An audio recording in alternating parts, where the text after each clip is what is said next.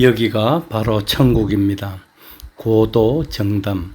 그러니까 외로운 섬에서의 정겨운 이야기들이 있는 이야기를 그대로 쓴 것입니다. 고도 정담입니다. 지구상에도 천국이 존재한다는 것을 확인했습니다.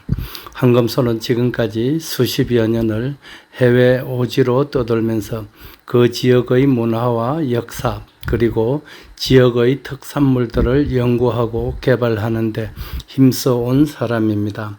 그렇지만 수천여 곳을 다녀보았지만 미얀마처럼 강한 매력을 느낀 곳도 없었다고 감히 말씀드릴 수 있겠습니다. 미얀마라고 하면 대개의 사람들은 1983년도에 북한의 소행으로 발생한 아웅산 테러를 기억하고 1960년대부터 시작된 군부 독재를 연상하면서 언둔의 나라 정도로 생각하는 분들이 의외로 많습니다. 틀린 것은 아닙니다. 아직도 미얀마는 국민소득이 1,300불에 불과한 세계 최빈국인 것만은 틀림없는 사실입니다. 하지만 국민소득이 낮은 것과 국민들의 정신 수준은 절대로 비례하지 않는다는 것을 미얀마에서 오랫동안 주민들과 부대끼며 생활하는 중에 체험적으로 깨닫습니다. 그들의 정신세계 수준은 지구상의 어느 나라 국민들보다 높았다는 뜻입니다. 미얀마는 국토 면적이 66만 7천 평방킬로미터로서 우리 남북한을 합한 면적보다 약 3배가 넓고 해발 6,000m가 넘는 히말라야 산맥의 만년설 지대로부터 끝없이 펼쳐진 평야지대 그리고 수천 킬로미터에 이르는 해안선 등 자연환경도 좋고 찬란한 불교 유적 등 문화 학술적으로 큰 연구가치를 지닌 매력있는 나라입니다. 지구상 대개의 나라들이 그랬듯 19세기에서 20세기에 이르는 기간 동안 제국주의 국가들로부터 침탈의 피해를 당한 아픈 역사를 간직한 나라이기도 합니다. 이강요가 1959년도에 싱가포르의 수상으로 취임한 후 싱가포르를 양곤 정도로 발전시키겠다고 했을 만큼 양곤은 1950년대까지만 하더라도 아시아에서는 손가락에 꼽을 정도로 대단한 도시였다고 합니다. 그러던 것이 지도자를 잘못 만난 탓에 미얀마의 시계는 1950년대에 멈춰선 채로 지금까지 움직이지 않고 있습니다. 그러나 이런 시각은 어디까지나 현대 과학 문명을 지나치게 수치화시키거나 계량화한 시각으로 보았기 때문으로 여겨집니다. 단순히 국민소득 수준이 낮고 문명의 혜택이 부족하다고 해서 조금이라도 미얀마를 업수히 여길 수 없다는 사실은 미얀마에서 단 한 달 정도만 머물면서 그들과 눈높이를 맞춘다면 그 생각이 얼마나 어리석었는지를 알 수가 있기 때문입니다. 미얀마의 농어촌 지역에서 장기간 머물다 보면 자연스럽게 미얀마인들의 사상이나 철학을 엿보게 됩니다.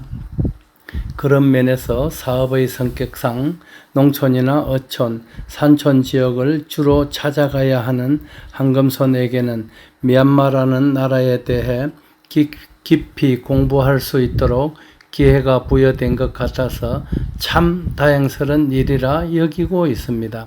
미얀마의 산하를 주유하면서 조금만 눈여겨보면 미얀마 국민들의 인간애를 느낄 수 있는 것들이 금방 눈에 띕니다. 한금손이 오래전부터 장기간 머물렀던 섬에서도 마찬가지입니다. 여러분께서는 초등학생 시절 학교 뒤편 잔디밭에 서 있던 백엽상을 본 적이 있을 것입니다.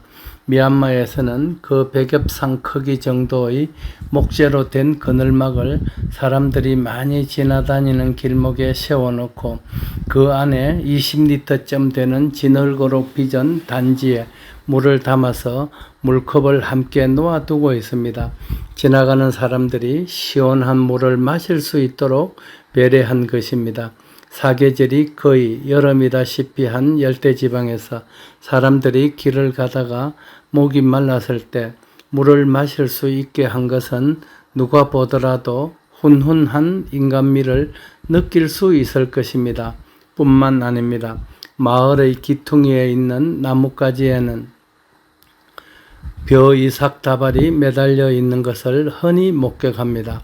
들판에 곡식이 없는 시기에 날아가는 새들이 쪼아 먹을 수 있도록 한 것인데, 이 역시 자연과 더불어 살아가겠다는 그들의 정신세계가 수준의 경지에 이르렀다는 것을 느끼게 합니다. 경제적으로 그다지 넉넉하지 않은 삶 속에서도 동물들을 챙긴다는 것은 마음의 여유가 없이는 불가능한 일입니다. 감동적이지 않습니까? 미얀마에는 도시든 시골이든 조금 높은 곳이나 위치가 괜찮아 보이는 곳에는 어김없이 황금빛 불탑이 있습니다. 그들의 종교관은 경외심을 느끼게 할 정도입니다.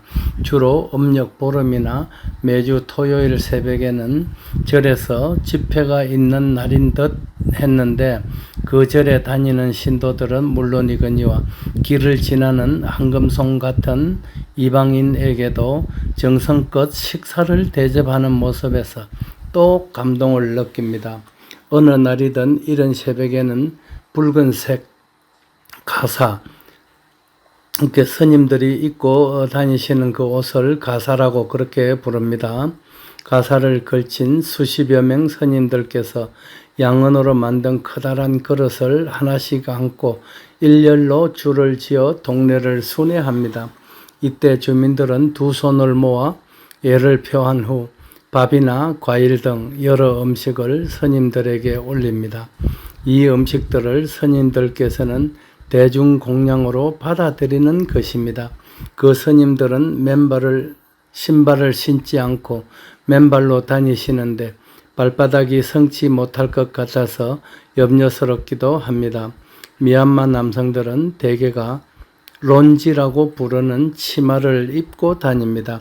여성들이야 당연히 치마를 입는다지만 남성들이 일상에서 치마를 입고 소변을 볼 때도 앉아서 해결하는 모습을 보면 약간은 우스꽝스럽기도 하지만 그들은 전혀 개의치 않습니다.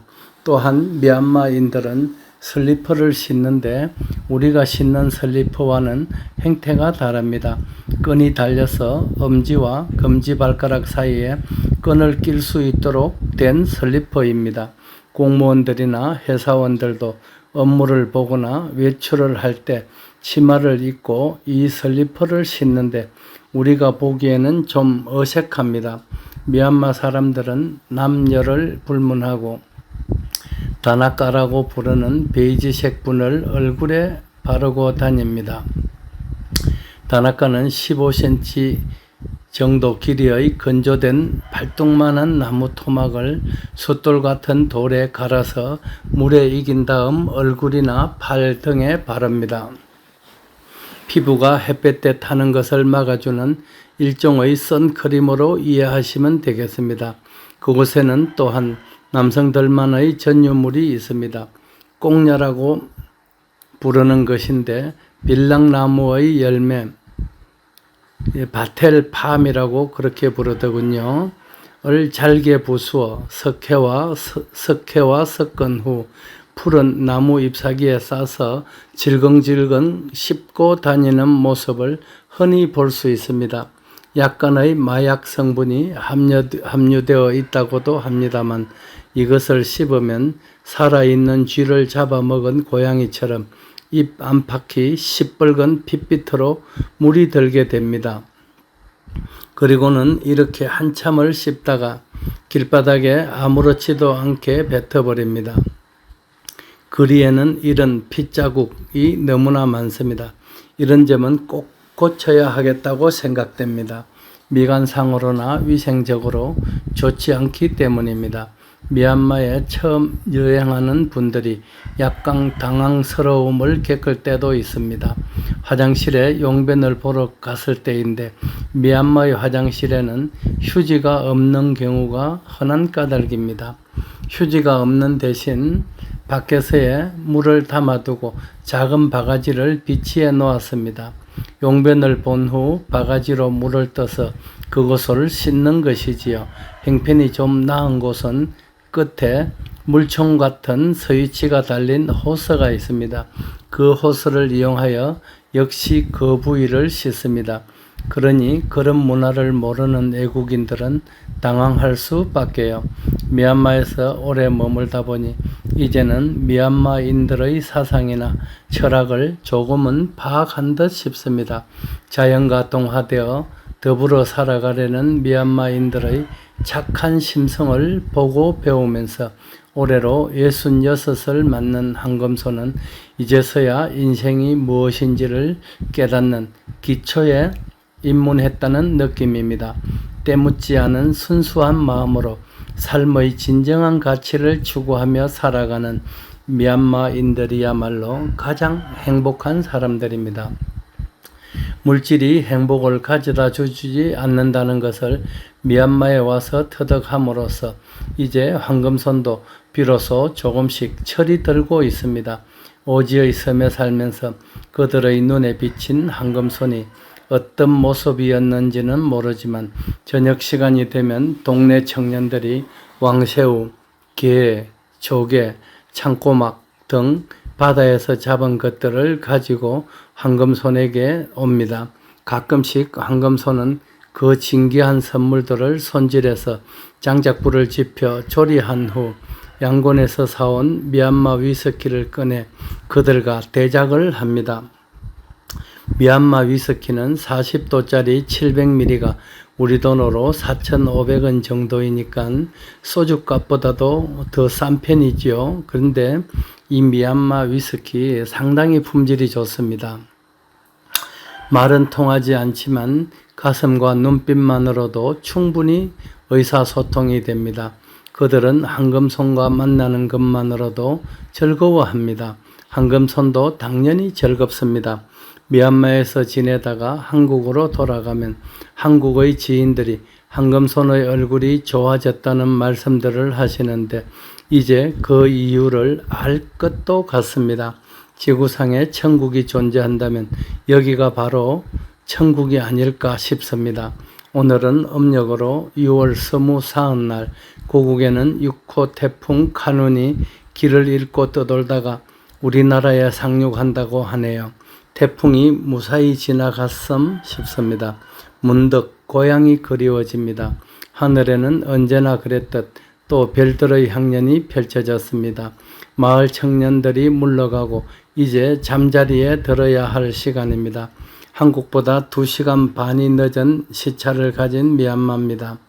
내년에는 고국 땅에서 말복을 셀 수 있을런지 글을 정리하다 보니 또 새벽입니다. 이제 잠시 눈 좀 붙이겠습니다.